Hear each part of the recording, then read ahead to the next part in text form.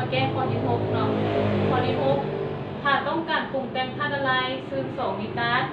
0.05 โมลต่อเดซิเมตรก้อนจำนวน100 ซมก้อนจากธาตุละลายซึ่ง2 ลิตร 0.2 โมลต่อเดซิเมตรก้อนจงสอบหาขกจะต้องใช้ธาตุละลายซึ่ง2 ลิตร 0.2 โมลปริมาณเท่าไหร่เนาะเขาแก้ขกก่อนเนาะขกเขาเขียนสิ่งที่6มาก่อนถ้าต้องการปรุงแต่งธาตุละลายซึ่ง2 ลิตร 0.05 โมลจำนวน100 ซมก้อนจากธาตุละลายซึ่ง2 ลิตร 0.2 โมลแสดงมาเนาะแสดงมาพร้อมที่คูณตัวทวีตต้องแม่น2เนาะเท่ากับ 0.05 โมลต่อเดซิเมตรก้อน V2 ก็ต้องเท่ากับ100 ซมก้อนเพราะว่าเขาจะว่าเด็กจากธาตุละลายซึ่ง2 ลิตร 0.2 โมลแสดงว่าเท่ากับ 0.2 โมล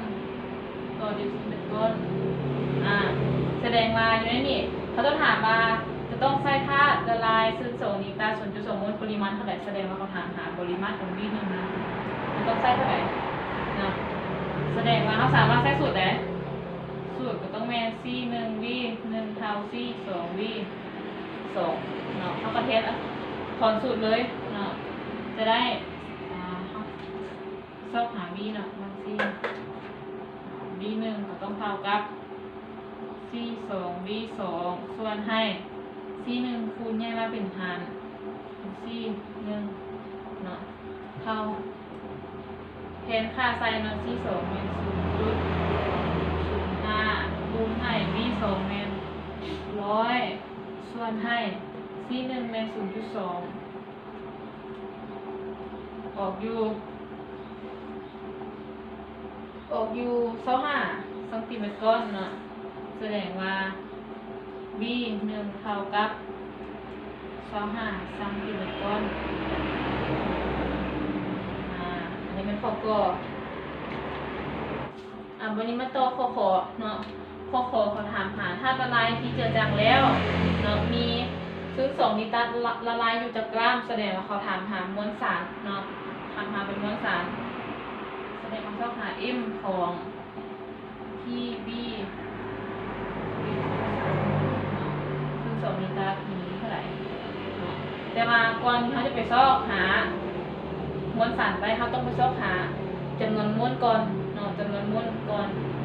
ซึ่งว่าอยู่ในนี้เขาสามารถซอกจำนวนมวลได้จากซอกจำนวนมวลของซึ่ง2 ลิตรมาทำอะไรได้จากมวลต้องทำถ้าต้องการธาตุละลายถ้าต้องการปรุงแต่งธาตุละลายซึ่ง2 ลิตร 0.05 โมลต่อเดซิเมตรก้อนจำนวน100 ซมก้อนเห็นบ่อยู่ในนี้เนาะ 0.05 โมลต่อเดซิเมตรก้อนหมายความว่าอยู่ในธาตุละลาย1 ลิตรเนาะในธาตุละลาย1 ลิตรนะจะมีซึ่ง2 ลิตรนี่เนาะละลายอยู่ 0.05 กรัม0.05 โมลเนาะ 0.05 โมลแบบนี้ถามว่า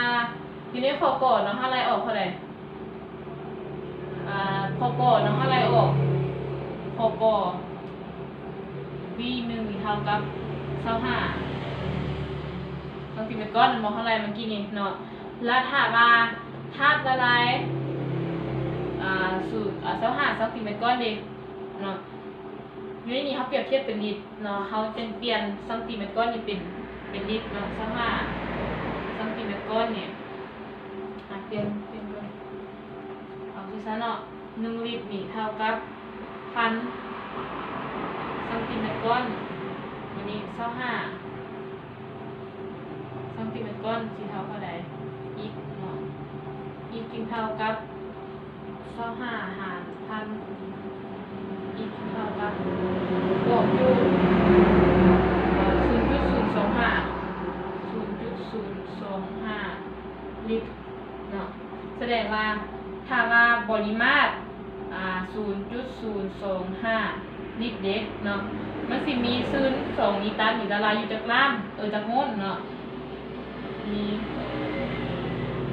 ซึน2นิวตันละลายอยู่ภายในโน้นฉะนั้นเท่ากับพอเราจะมาโน้นเลยเนาะฉะนั้นนี่จะเท่ากับ 0.025 คูณให้ 0.05 ส่วนให้1แสดงว่าจำนวนโน้นมันออกเท่าไหร่เอา 0.025 คูณให้ 0.05 เนาะมันจะเท่ากับ 0.00125 โมลเนาะเห็นปะวันนี้เขากลับมาแทนใส่เนาะเขาได้จำนวนโมลแล้วเขากลับมาแทนใส่สูตรคิดไล่หามวลสารเนาะอันนี้เขาซอกหาจำนวนโมลแล้ววันนี้เขาไปซอกหามวลสารของมันเนาะขออนุญาตดึกเนาะ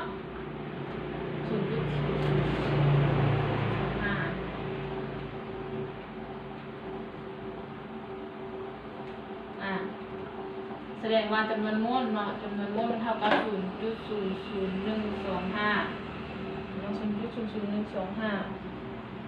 โมล